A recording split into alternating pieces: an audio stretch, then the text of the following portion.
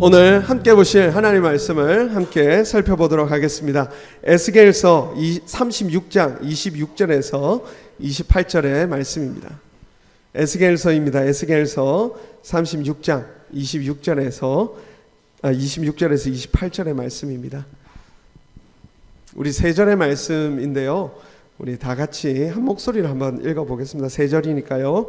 26절에서 28절입니다. 시작. 또 새 영을 너희 속에 두고 새 마음을 너희에게 주되 너희 육신에서 굳은 마음을 제거하고 부드러운 마음을 줄 것이며 내 영을 너희 속에 두어 너희로 내 율례를 행하게 하리니 너희가 내 규례를 지켜 행할지라. 내가 너희에게 조상들에게 준 땅에서 너희가 거주하면서 내 백성이 되고 나는 너희 하나님이 되리라. 아멘. 아멘. 우리 함께 예배하는 분들과 인사 나누시겠습니다. 복된 주일입니다. 잘 오셨습니다. 복된 주일입니다. 감사합니다.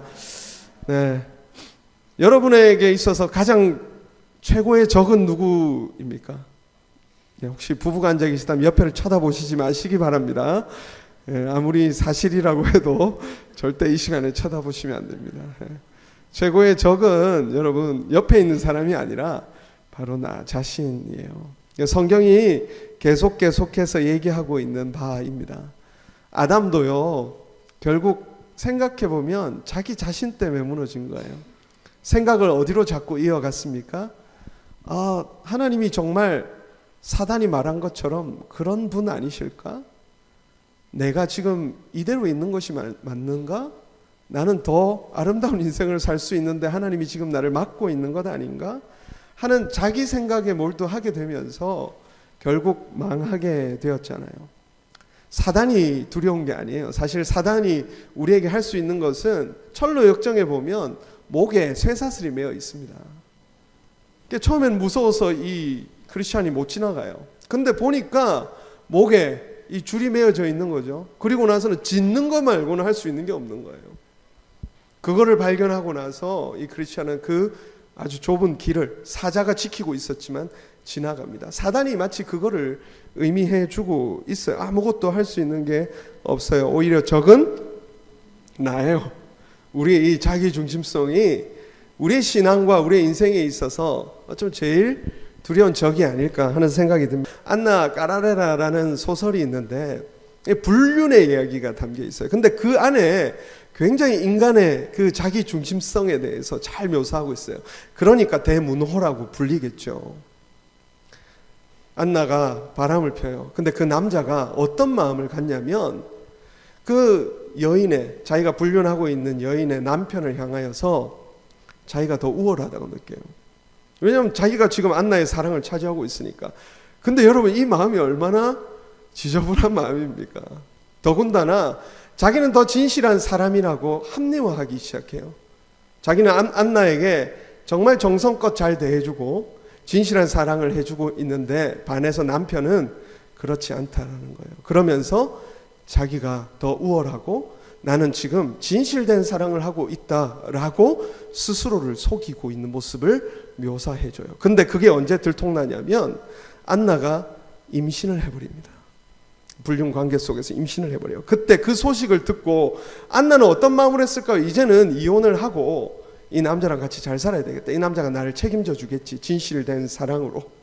그런데 이 남자의 그 독백이 딱 이 책에 기록되어 있는데 뭐라고 되어 있냐면 대상을 알 수 없는 기이하고 혐오스러운 감정이 몇 배나 더 강하게 발작적으로 솟구쳐 오르는 것을 느꼈다.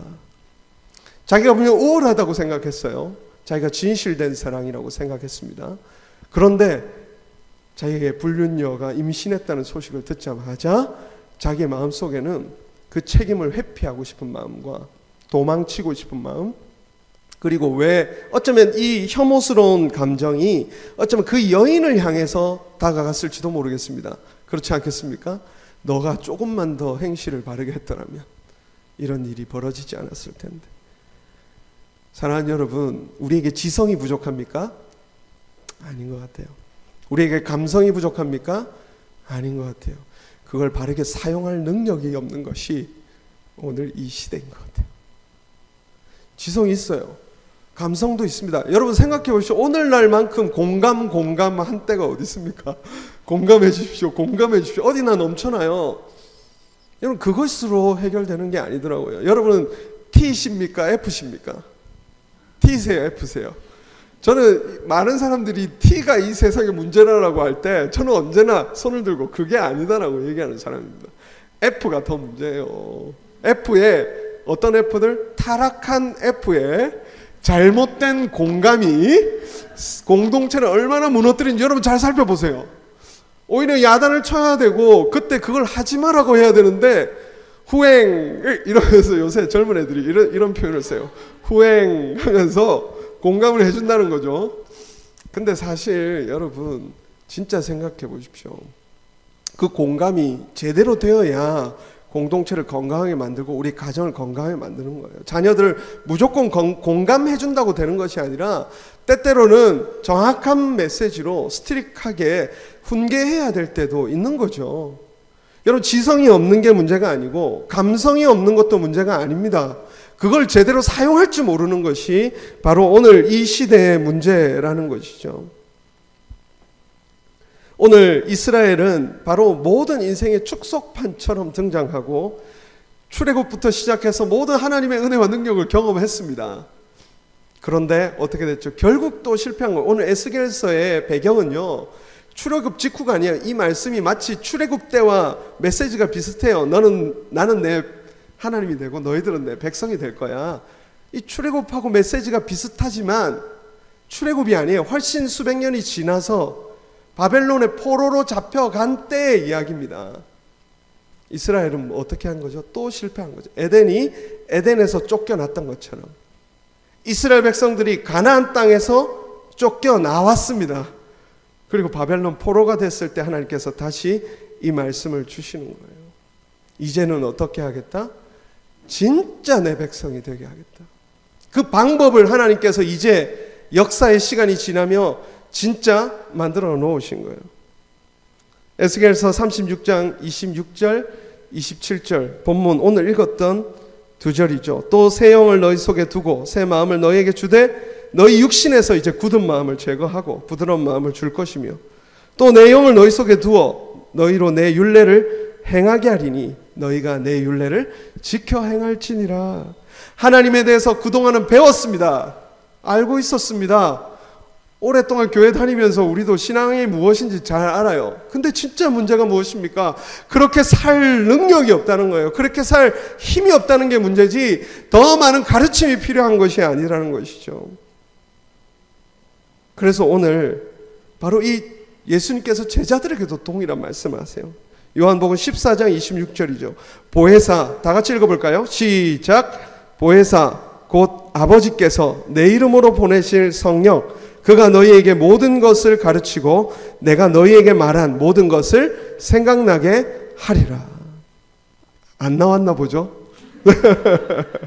저를 외롭게 두시길래 혹시 저를 이렇게 혼자 두시려나 생각했는데 안 나왔나 봅니다. 예수님의 메시지죠. 제자들이 아무리 변하지 않지만 예수님은 한 가지 소망이 있었습니다. 뭐냐면 보혜사 성령이 오시면 본인이 그동안 말했던 것, 가르친 것들을 이제 행할 능력을 제자들이 얻게 될 거라는 것을 알게 되었던 것이죠. 우리도 그렇지 않습니까? 제대로 살 능력이 필요해요. 제대로 살고 싶어요. 신앙도요, 정말 하나님이 기뻐하시는 그 아름다운 신앙을 제대로 하고 싶은 거예요. 제대로 모든 상황 속에서 남편으로서, 아내로서, 또 우리 직장에서의 역할들을 제대로 하고 싶습니다. 이 약속과 계획이 너무나도 놀라운 것은 바로 그것을 약속하고 있기 때문이에요. 단순히 환경 변화를 얘기하고 있는 것이 아닙니다. 이 세상은 환경의 변화를 계속 약속하잖아요. 너 이렇게 해봐. 예배당 이렇게 옮기면 사람들이 몰려올 거야. 어쩌면 그런 마음을 우리가 품었을지도 모르죠. 저 좋은 환경으로 가면 아마 모든 일이 잘 풀릴 거야. 너 이 차만 사면, 요즘 사람들이 기름값이 올라가니까 전기차만 사면 삶이 좀 나아질 거야. 뭐만 하면 우리에게 나아질 거야 라고 이 세상은 소비를 통해서 뭔가 환경을 바꾸는 일을 통해서 우리의 삶이 나아질 것에 대해서 계속 제한하고 있는 거죠. 그러나 그것이 되던가요? 환경은요, 금방 우리는 그 환경에 적응해버려요. 세상이 우리를 가만 놔둔던가요? 새 아이템이 나옵니다. 여러분 두려워하시기 바랍니다. 지금 산다고 해결되는 게 아니라 또 사야 돼요. 또 사야 되고요. 또 사야 돼요. 그렇게 해결될 수 있는 문제가 아니더라는 거예요. 우리 속사람이 변해야 된다는 것을 주님은 알고 계셨기 때문에 성령을 보내주시려고, 성령을 우리에게 주시려고 바로 그렇게 계획하셨고, 그것이 우리에게 진짜 복음인 줄 여러분 믿으시기를 축복합니다. 사랑하는 여러분, 이게 바로 우리가 성령을 사모해야 하는 이유입니다. 성령이 오셨대. 성령을 사모하게 되면 여러분 어떤 일이 일어납니까? 제가 나누고 싶은 첫 번째는요, 우리가 하나님을 진짜 하나님으로 섬기게 도와주시는 분이 바로 성령님이세요. 우리 신앙 정말 똑바로 하고 싶잖아요. 하나님 기뻐하시는 그 온전한 모습대로 신앙을 하고 싶지 않습니까?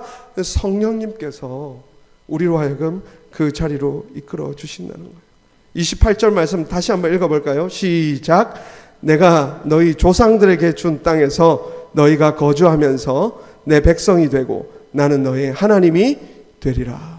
또 안 나왔나 보죠? 무슨 일이죠? 뭐 잘못됐나요? 네. 목사님 주무시는 거 아니시죠? 아니 지금 뭐 화면이 잘못됐나요? PPT가? 없어요. 그럼 바탕화면에 다른 거를 열어보십시오. 21일 거를. 네. 잘못된 PPT가 열려져 있나 봅니다. 이게 중요하거든요. 왜냐하면 제가 영어도 번역을 다 해놨기 때문에 혹시 한국어가 서투신 분들이 있다면 영어를 보고 하라고 제가 다 이렇게 번역도 해왔는데 이게 필요하니까 바탕화면에 아마 21일 게 하나 더 있을 겁니다. 네, 한번 열어주셔서 진행을 해주시면 되겠습니다. 죄송합니다. 제 실수입니다. 네, 목사님 실수가 아니고 제 실수입니다. 예, 하나님께서 이 말씀을 주시는 거예요. 성령이 오시면 진짜 우리는 하나님을 모실 거다. 제대로 하나님의 백성이 될 거다. 그러니까 이게 너무 웃긴 거죠. 수백 년이 지났는데 그동안은 하나님 백성이 아닌 것처럼 살았다라는 거죠. 근데 이제 새 영을 주시고 새 마음을 주셔서 우리가 그렇게 살 수 있게 된다는 것입니다. 여러분, 임재라는 것, 우리가 9월달 동안에 이 드웰 교회의 말씀 테마가 바로 임재예요. 임재. 근데 여러분, 임재에 대해서 생각해 보신 적 있습니까? 임재가 뭐라고 생각하세요?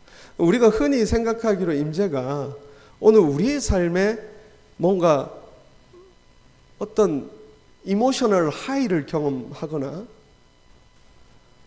어쩌면 내가 갖고 있는 문제를 어떤 답을 찾거나 그런 식으로 우리가 하나님의 임재를 생각하고 있는 거 아닌가. 예배 자리에 나온다는 것도, 우리가 하나님의 임재를 구한다는 것도 때로는 어쩌면 우리가 그런 마음 가운데 나올 수 있다는 생각을 해요. 자기중심적인 이 세상에서 이 종교가 우리에게 자꾸 그것을 주는 것 같습니다. 무엇이 되느냐? 예배 자리에 나오면 우리가 어떻게 되느냐? 무엇을 얻느냐? 내가 어떻게 더 나은 존재가 되느냐라는 거죠. 그래서 눈물이 흐르거나 예배 시간에 뭔가 감정적인 변화가 있거나 찬양을 할 때 느껴지는 어떤 특별한 그 고조된 감정, 그것을 우리가 임재라고 생각하고 그 안에 이 체험적인 신앙 안에 머물게 된다는 거죠. 그러면 문제가 뭐예요? 오늘은 아무 눈물도 나지 않고 아무런 감정적인 변화가 없으면 오늘 은혜 못 받았나? 난 임재 안에 있었던 것이 아닌가? 이렇게 생각하게 되는 것입니다. 사실 이런 모습은 과거 이단의 우상 제단에서 있었던 일이에요. 거기에서 뭐예요? 향을 피워요. 향을 피워서 그 냄새를 맡으면서 일종의 환각 상태로 빠져들게 되죠. 그리고 이 약을 또 이용해서 엑스타시, 어떤 특별한 상태에 들어가고 그때 성적인 결합까지 이루어지면서 그때 굉장히 독특하고 특별한 경험을 하게 되는 거예요. 그러면서 마치 그게 신과 만났다라고 생각하게 만든 것이 당시 종교의 모습이었습니다. 근데 우리가 잘못 생각하면 기독교 신앙도 그러한 차원에서 이해할 수가 있는 거예요. 찬양이 갑자기 반주가 딱 흐르는데 갑자기 내 온몸에 소름이 쫙 끼치면서 성령이 오셨나 보다 이러면서 그것을 마치 우리가 하나님의 임재인 것처럼, 내가 은혜 받은 상태인 것처럼 생각할 수 있다라는 것이죠. 그러나 하나님의 임재의 본질은 다릅니다. 그것은 하나님 앞에 서는 거예요. 진실로 영광스러운 하나님이 세상을 만드신 그 하나님 앞에 서서 하나님의 하나님 되심을 인정하는 내 마음의 중심이 바로 임재 아래에 있는 그 결과예요. 사랑하는 여러분, 이 임재가 사모되시기를 바랍니다. 바로 이 임재가 누구로부터 주어지냐면, 여러분, 우리의 육체의 어떤 작용에 의해서 주어지는 게 아니라, 환경의 어떤 작용에 의해서 주어지는 게 아니라, 음악적 요소에 의해서 주어지는 것이 아니라 바로 성령에 의해서 우리가 하나님 앞에 서게 되고 하나님의 어떠하심을 알 수 있게 해주시는 그 영광스러운 만남이 바로 임재의 현장이라는 것입니다. 고린도전서 2장 10절에서 11절 말씀을 같이 한번 읽어볼게요. 이제는 나오나요? 아직 안 돼요?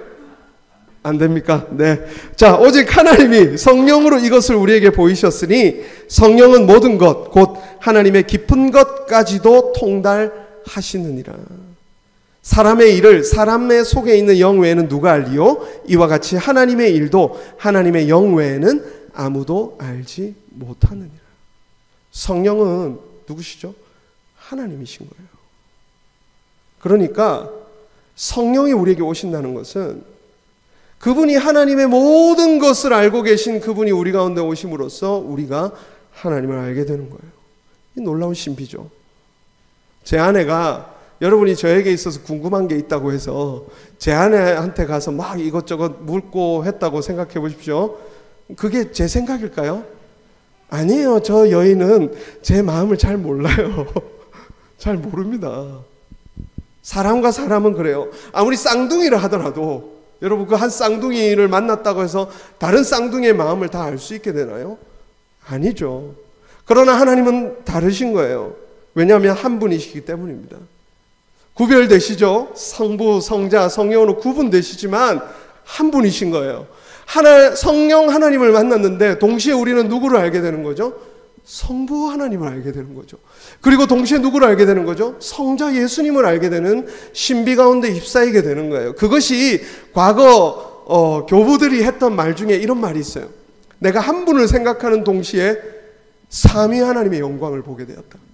내가 그리고 삼위 하나님을 생각하게 되는 동시에 한 분 하나님의 영광에 휩싸이게 되었다 라고 하는 표현을 해요.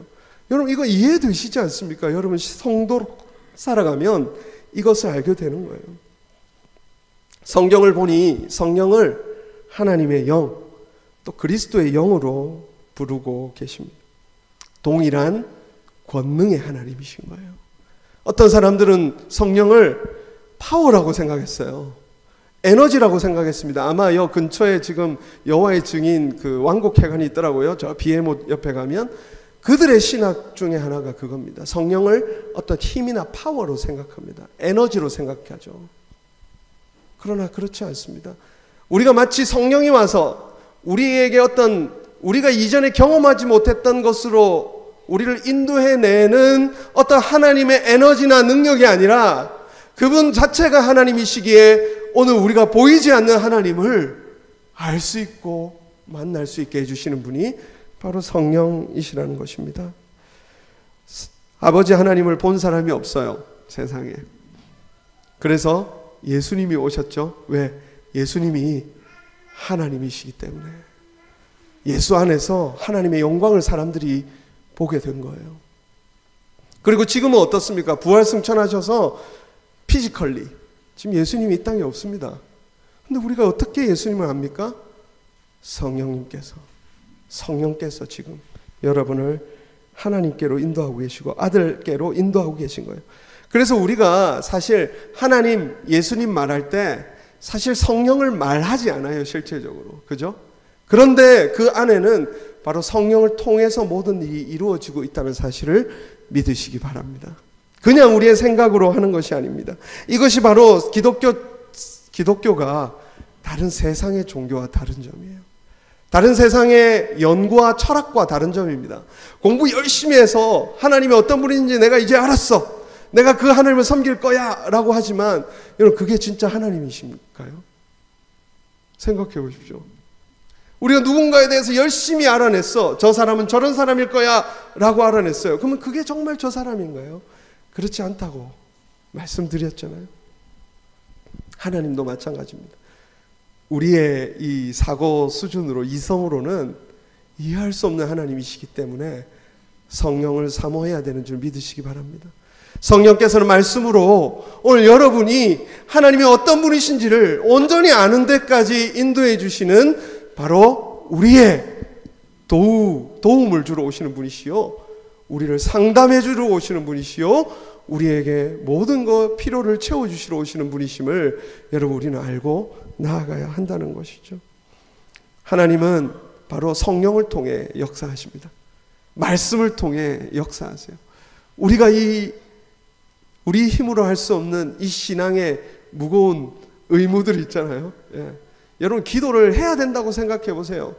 그것만큼 어려운 일이 없습니다. 새벽기도, 저도 이 부목사로 살아오면서 새벽기도 매일 5시, 처음에는 5시에 시작하는 교회에서 사역을 했었습니다. 여러분 5시에 가려면 4시 반부터 일어나서 해야 돼요. 그 뒤에는 물론 6시에 있는 교회들도 사역을 했습니다만 억지로 시켜서 할 수 있는 일이 아닙니다. 섬김도 마찬가지예요.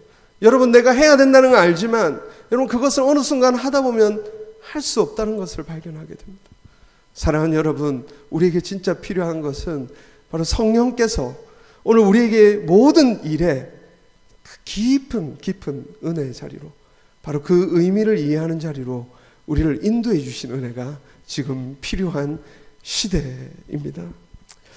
두 번째로 여러분, 성령께서 우리에게 오셔서 하시는 일, 우리가 왜 성령을 사모해야 하는가 라면, 성령께서는요 그리스도께서 이루신 그 모든 일을 그리스도께서 이루셨잖아요, 그죠? 근데 오늘 나의 일로 받아들이도록 도와주시는 거예요. 뭐가 나오나요? 그래요? 찾으셨어요? 그거는 있어요? 네. 나의 일이 되도록 도와주시는 거예요. 분명히 그리스도께서 하신 일이에요.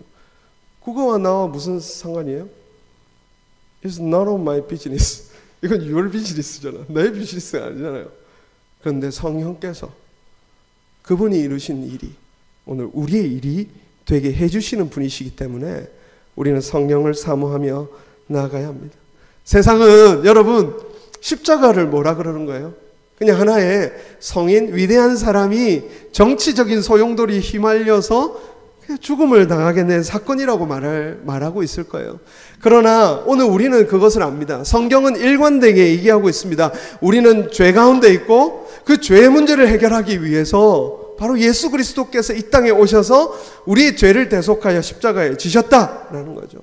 성경은 끊임없이 그걸 얘기해주고 우리로 하여금 그 자리로 나아가도록, 그 십자가 앞으로 나아가도록 우리가 그 십자가를 받아들이기까지 우리를 인도해 주시는 거예요. 이스라엘 성막에서도요 그 하나님의 임재가 가득했어요. 그러나 그 하나님의 임재가 어떤 방식으로 이루어졌습니까?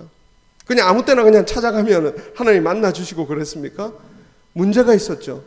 죄를 가지고는, 죄가 있는 우리의 현실의 모습을 그대로로는 결코 하나님의 그 거룩한 곳으로 나아갈 수 없다라는 것이 그 성막이 보여주고 있는 메타포였어요.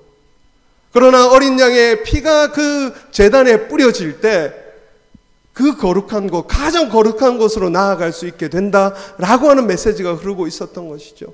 그러면 이스라엘 백성들이 그 성막의 제사를 늘 지내면서 결국 나아가야 될 곳은 어디였을까요? 결국 그리스도라는 것이, 오실 메시아께서 바로 이 모든 형상을 완성해 내실 것이다. 이 성막이 보여주는 이 상징을 완성해 내실 것이다 라는 것. 성막을 깊이 들여다보면 결국 한 방울 엑기스가 똑 떨어지는데 바로 그게 예수 그리스도의 십자가라는 것입니다. 세례 요한은 세상 죄를 지고 가는 하나님의 어린 양이로다 하며 바로 그 신앙의 고백을 하잖아요.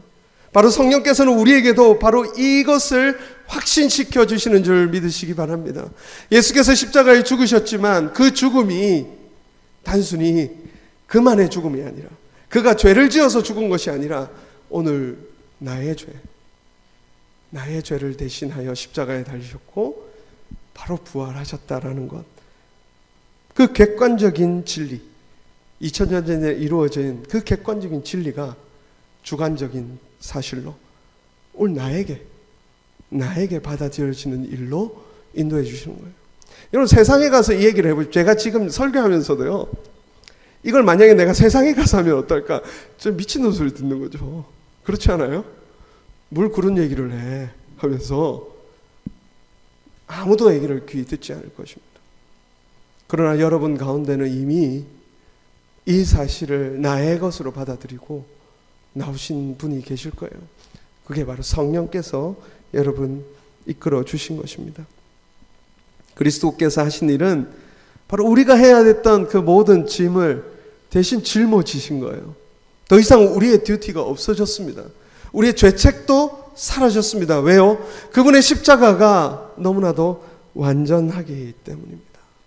그래서 사도 바울은 이렇게 고백해요. 갈라디아서 2장 20절입니다. 같이 한번 읽어볼까요? 시작. 내가 그리스도와 함께 십자가에 나온 거죠? 안 나왔나요? 제가 하겠습니다. 내가 그리스도와 함께 십자가에 못 박혔나니 그런즉 이제는 내가 사는 것이 아니요 오직 내 안에 그리스도께서 사시는 것이라. 이제 내가 육체 가운데 사는 것은 나를 사랑하사 나를 위하여 자기 자신을 버리신 하나님의 아들을 믿는 믿음 안에서 사는 것이라. 이제 어디서 산다고요? 사도 바울은 그 십자가가 나의 십자가가 되었기 때문에 나는 이제 그냥 노경이고로 사는 것이 아니라 예수 그리스도의 십자가에서 다시 살아난 노경이고로 살아가는 거죠. 여러분 믿으시기 바랍니다. 죄인 여러분은 십자가에 달려 죽으신 줄 믿으시기 바랍니다. 그리고 여러분 의인 여러분이 이제 다시 십자가를 통해서 다시 태어난 줄 믿으시기 바라요. 이게 바로 우리가 그리스도인들이 살아가고 있는 믿음이에요. 사도 바울은 율법에 있어서 그 어떤 사람과도 뒤지지 않던 사람이에요. 그렇지 않습니까? 난지 8일 만에부터 시작해가지고 막 그는 자기 스펙에 대해서 줄줄 읊어요. 그럼에도 불구하고 내가 이 문제를 해결할 수 없다는 것을 결국에 깨닫는 자리까지 가서 이 고백을 하게 된 거죠. 그리고 21절에서는 이렇게 얘기해요. 내가 하나님의 은혜를 패하지 아니하노니 만일 의롭게 되는 것이 율법으로 말미암으면 그리스도께서 헛되이 죽으셨느니라. 그러니까 우리가 때때로 제일 예수님을 초라하게 만드는 일이 뭔지 아세요? 그 십자가를 온전히 의지하지 않고 있을 때 우리는 우리의 행위가 자꾸 나갑니다. 내가 의지하고 있는, 내가 붙들 수 있는 것들이 자꾸 나와요. 그러면 그 제일 초라하게 만드는 거예요. 제가 어디를 가는데 늘 우리 딸애가 물어요. 내비를 안 켜고 가면 아빠 길 알아? 이렇게 물어보는 거죠. 그럼 내가 지금 여기 손바닥처럼 여기 애들 청년들 신방하고 다니면서 다 아는데 그렇게 아빠를 이렇게 알로 보면 아빠가 상당히 기분이 좋지 않죠. 예. 어쩌면 이게 주님께서 이 비할 수 없는 예지만 우리 주님께서 지금 우리의 모든 문제와 죄와 사망의 권세로부터 우리의 정체성부터 시작해서 우리의 감정의 영역까지 모든 것이 하나님 앞에 설 수 있도록 이 세상에 살아가기에 부족함 없도록 세워놓으셨는데 계속 나는 아닌 것 같은 거야. 좀 더 내가 뭔가를 해야 될 것 같은 그런 거 있잖아요. 공짜가 우리한테는 좀 어색하고 낯설어요. 계속 뭔가를 더 해야 될 것 같은 거죠. 헌금도 조금 더 해야 될 것 같고 봉사를 조금 더 하면 이제 됐다. 마지막에 그 찝찝함이 남아 있었는데 이거였구나 하면서 그걸 딱 하고 나서는 내 마음이 이제 평안한 거예요. 사실 이게요 예수님을 제일 초라하게 만드는 거예요. 예수님만으로 다 안 된다라고 우리가 우리의 삶으로 말해주고 있기 때문입니다. 사랑하는 여러분, 성령께서는 우리를 다시 그 완전한 십자가로 이끄실 거예요. 여러분 성령을 따라서 십자가를 완전히 내 삶에 누리는 자리까지 나아가시기 바랍니다. 사모하시기 바랍니다. 그 삶이 얼마나 그 아름다움이 있는지 그 안에 그걸 누리실 수 있는 자리까지 나아가시기 바라요. 말씀을 맺겠습니다. 우리는 임재를 사모합니다. 근데 그 임재가 우리가 이 세상에서 생각하고 있는 그 임재가 아니 되려면 우리는 성령의 인도하심을 받아야 합니다. 성령께서 오늘 우리로 하여금 이 자리에서 진정으로 하나님을 모시고 하나님 앞에 바르게 서서 하나님 앞에 참답게 예배할 수 있도록 우리를 도우시는 유일한 능력의 하나님이신 줄 믿으시기 바랍니다. 성도들에게 있어서 다시 그러면 내가 성령을 받아야 되나? 이런 오해를 이 설교를 통해 하지 않으시기 바랍니다. 성령이 한번 오시면 떠나시지 않으세요. 구약에서는 가끔 왔다 갔다 하시더라고요. 그런데 예수 그리스도의 십자가 사역이 완성된 이후로 오신 성령께서는 우리 안에 dwell 하시는 거예요. 우리와 dwell with us 하시면서 우리를 떠나지 않으시고 우리로 하여금 하나님 앞에 온전한 예배자로 세우실 것입니다. 그리고 우리가 삶의 현장 속에서 언제나 우리가 바르게 살고 싶고 제대로 인생을 살고 싶을 때마다 성령을 따라가면 성령께서는 우리로 하여금 그때 합당한 삶으로 믿음으로 우리를 가르쳐 주실 거예요. 너희가 악할지라도 좋은 것을 자식에게 줄 줄 알거든 하물며 너희 하늘 아버지께서 구하는 자에게 성령을 주시지 아니하겠느냐. 구하라 주실 것이라 하셨는데 그 중에 최고를 예수님은 뭐라고 말씀하시냐면 성령이신 것입니다. 혹시 여러분들 중에 성령을 알지 못하셨거나 아직 누구신지 모르시는 분이 계시다면 성령 받기를 사모하시기 바랍니다. 예수 그리스도의 십자가 사역으로 말미암아 구원받은 내 인생이 성령이 오셔야만 참된 그 구원이 이루어진다는 사실을 믿고 성령을 사모하시며 성령님 참다운 믿음으로 나를 이끌어 주옵소서. 내 삶이 하나님 보시기에 아름다운 삶으로 나아갈 수 있는 진짜 능력 있는 삶으로 나아갈 수 있도록 이끌어 주시옵소서. 그렇게 우리 같이 기도하며 이 한 주를 믿음으로 살아낼 수 있기를 주님의 이름으로 축원합니다. 이 시간 같이 찬양하기를 원하는데요. 주는 완전합니다 라는 찬양입니다. 주여 우린 연약합니다. 우린 오늘을 힘겨워합니다. 주 뜻 이루며 살기엔 참 부족한 것이 우리의 모습이에요. 그런 생각들을 참 자주 하게 되는 것 같아요. 때때로 바쁘게 일을 하다 보면 내가 지금 이렇게 일하는 것이 맞나? 바르게 하고 있는 걸까? 수많은 의문과 그런 불안감들, 의심들도 찾아와요. 그러나 우리가 성령과 함께면 성령을 그때 의지하면 성령께서는 다시 우리의 길을 가이드할 거예요. 성령 충만은 단순히 어떤 파워가 에너지가 가득 찬 상태가 아니에요. 여러분 오해하시면 안 됩니다. 성령 충만은 성령께 내 삶의 주도권을 내어놓는 거예요. 이거는 감정적인 게 없을 수도 있습니다. 여러분 오해하지 마십시오. 감정이 있어야 뭔가 내가 고조되는 뭔가 있어야 내가 은혜 받은 게 아니라 아무런 감정이 없지만 찬양도 꺼지고 모든 것이 없지만 그 가운데 성령께서 우리에게 분별력을 주시고 행할 능력을 주실 거예요. 우리는 그걸 따라 가는 겁니다. 이 찬양하며 주님의 은혜를 구하며 나아갑시다.